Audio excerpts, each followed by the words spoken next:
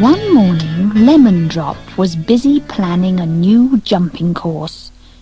She had made a boat just like the one Sea Spray used, and now she walked over to a fence which was surrounded by flower pots to make the jumping harder. Nearby was Lemon Drop's favourite water jump. She was the only one who never fell in. But suddenly, Lemon Drop noticed something very strange. The water jump was empty, and all the flowers were wilting badly. As Lemon Drop looked around in dismay, Blossom came running up. "All the flowers are drooping, the sun is so hot," she cried. "Oh, apple sauce, none of the apples will be good enough to eat now," grumbled Applejack, running up from the orchard. "The sun has scorched them so badly that they taste horrible." "Bubbles, go and take a bath in the waterfall," cried Bowtie. "You've been rolling in the mud again. I'll come with you and wash my ribbons. Some of them are dirty." But when Bubbles and Bowtie arrived at the waterfall, there was nothing. Just a large hole in the ground, with the rainbow standing in an arch above it. "Our beautiful waterfall has disappeared. The sun has dried it up," wailed Duck Soup and Sprinkles, who loved splashing each other with water. "Oh, pony feathers, now I can't wash my ribbons," grumbled Bowtie. "And I shall have to stay muddy and leave muddy footprints all over Dream Castle when I go for lunch," sighed Bubbles. "Gee! Pony feathers, I hope Majesty will let me in. I'm hungry today." "Never mind you. What about me?" grumbled a voice. "Now that the waterfall has disappeared, everyone can see both ends of the rainbow and my precious bag of gold." The ponies looked around and saw Liam the leprechaun, dressed all in green, his long white beard full of shamrock from the emerald lake of his homeland. He looked very angry. "Someone's upset the Weather Witch," he said. "She always upsets the weather when someone upsets her." "That's true, that's true. Was it you? Was it you?" sang Wavebreaker, Sea Spray and Surf Dancer as they danced up and down on the waves. "Gee, pony feathers! At least the ocean hasn't dried up," cried Sea Spray as she climbed into her boat to sail to Dream Castle to pick up Spike, the little dragon. She had promised Spike a trip on the sea's seashell. But as the wind blew into the sail, another strange wind started to blow, and Sea Spray and her boat were tossed here and there, helpless. Surf Dancer and Wavebreaker watched in horror. "West Wind, what are you doing?" cried Surf Dancer. "Stop it at once or the boat will overturn." "I'm not blowing the boat," protested the West Wind. "It's one of the Weather Witch's most powerful spells. She only uses them when she's very angry. Someone has really upset her." "We must find out why the Weather Witch is so angry," cried Firefly, performing a double backward loop twice over. "How can we do that? The Weather Witch travels all over the world. We don't even know where she is," protested Medley. "I could try beating out a message with my hooves. Perhaps she will hear it and send down her answer." "Oh, pony feathers, please try," begged Lemon Drop. "My show course will be ruined soon. My water jump is dry, but my Dream Castle jump is waterlogged. Oh, if things go on like this, I won't get enough practice for the next show. Why, pony feathers, I just might not win the Silver Challenge Cup." And so, as the little ponies waited, Medley beat out a message to the Weather Witch. "Weather Witch, Weather Witch, what have we done? Why is your weather spoiling our fun? Weather Witch, please hear my call. Come down to Dream Castle and explain to us all. Medley sang her little song 3 times before anything happened, for the Weather Witch was very far away. But suddenly a mist appeared, and down from the sky came shy little Twilight with the Weather Witch on her back.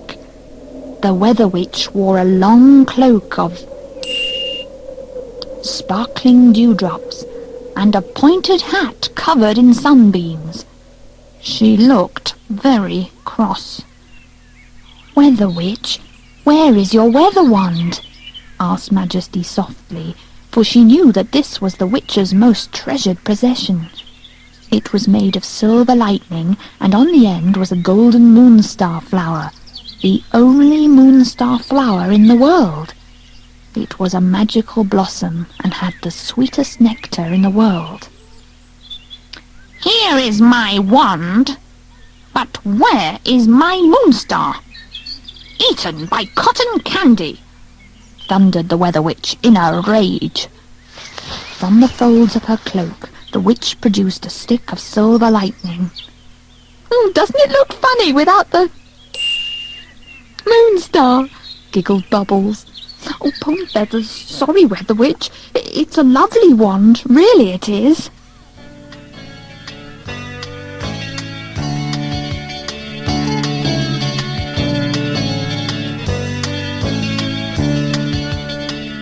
When the music stops, turn your cassette over.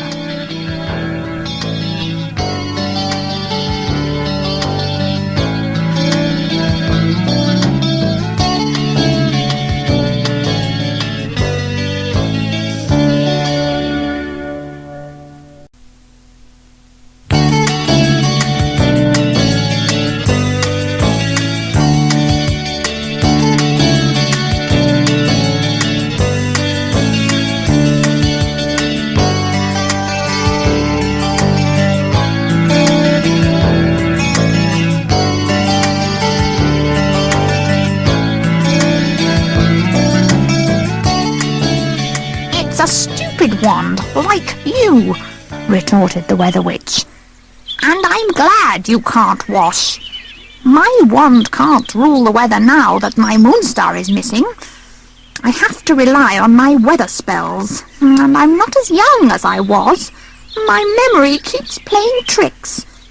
The weather suffers."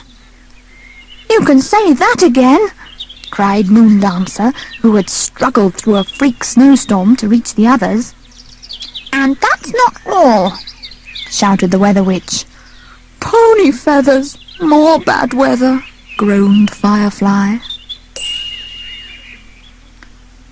"What can be worse than losing your moonstar?" asked Majesty gently. "Everyone forgetting my birthday, yesterday," cried the Weather Witch. "First cotton candy ate my moonstar flower, and then nobody wished me happy birthday. It really is too bad. I do try to give you the kind of weather you like." "Oh dear, Weather Witch, we are sorry," cried the ponies. "Please forgive us. It is really the east wind's fault. He blew the birthday calendar into the sea, so we didn't notice it was your birthday." Excuses, muttered the Weather Witch. But when Brandy and Twinkles licked her hand, a tiny smile appeared on her face. "If you will forgive us, I will try to put things right," cried Majesty, as she twirled her magic horn and sang. "Moonstar, Moonstar, we'll turn back the clock. Candy Cotton will not eat you. She'll pluck a hollyhock. Moonstar, Moonstar, float back through the sky. Back to your weather wand, perch there by and by." As the Weather Witch and the ponies watched, down from the sky floated a magnificent moonstar. It clung to the lightning wand. "My moonstar's back!" cried the Weather Witch happily.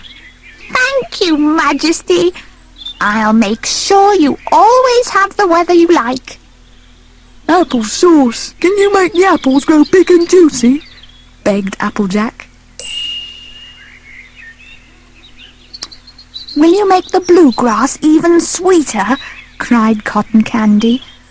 "I'm sorry I ate your moonstar and caused all this trouble, Weather Witch. I just couldn't resist it." "You really are a naughty little pony," said the Weather Witch sternly. "But thanks to Majesty, my wand is complete again. So I'll forgive you. This time. But I do wish that you could have your birthday," asked Majesty gently. "Well, Weather Witch, I like to make all my friends' wishes come true. And so..." "Look! The east wind has brought back the birthday calendar, and Majesty's magic has turned the time clock back!" cried the Weather Witch in delight. "Whistling winds and sizzling suns! It's my birthday! I haven't missed it after all!" "Happy birthday, Weather Witch!" cried Majesty, and she handed the witch a gift. "Gee! We must give the Weather Witch something too!" cried all the ponies, and each of them made a wish, looking at the Moonstar wand. "A weather vane!" cried the witch, as she unwrapped Majesty's present. "Just what I've always wanted." "This is for the garden of your little weather house," cried Sunbeam, pointing to a pretty sundial. "And I've wrapped up some crystal dewdrop apples in this box. They are from Applejack and me," cried Bowtie. "Brandy, Twinkles and Lemon Drop and I have made this special bag for you to carry your wand around your neck.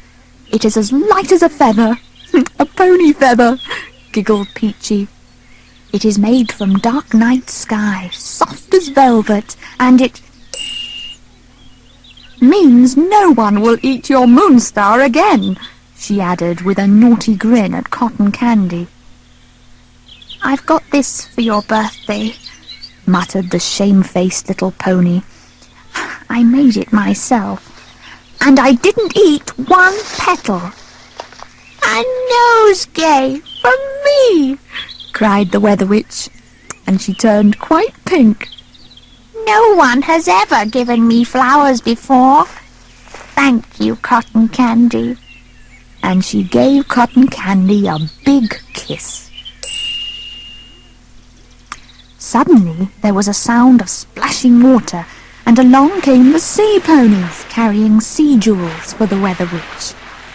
"If you ever need any of us to carry a message to the sea creatures, just call SOS Weather Witch Needs You, and we'll be there," they said. "Oh, shimmering sunshine! What a lovely birthday I'm having!"